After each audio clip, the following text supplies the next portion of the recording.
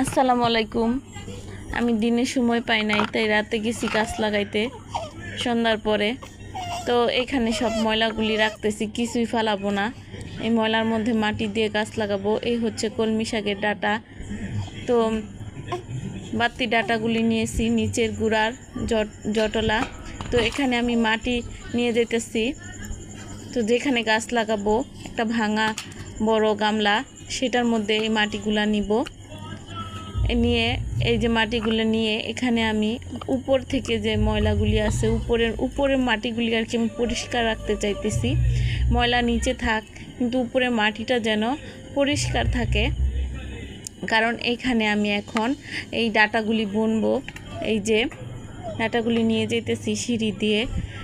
তো এই ডাঁটাগুলির গায়ে আর কি জট আছে, নিচের যে ডাঁটাগুলি থাকে সেইটা নিছি।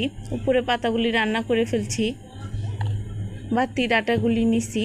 তো এখানে আমি পাত্রে পানি দিয়ে সারাদিন ভিজায় রাখছিলাম এই ডাঁটাগুলি এই মগের মধ্যে। তো সেইখান থেকে নিয়ে এই যে দেখেন আমি মাটির মধ্যে এভাবে গাইতা দিতেছি। আর শিকড়গুলির মধ্যে আমি যে শিকড় বেরোয় আছে দেখাই যাইতেছে। তো এখানে আমি মাটি দিয়ে চাপা দিয়ে দিতেছি, একটু একটু করে উপর থেকে মাটি দিয়ে। সব ঢেকে দেব না, কিছু কিছু অংশ বের করে রাখবো। এই বের করে অংশ দিয়েই এই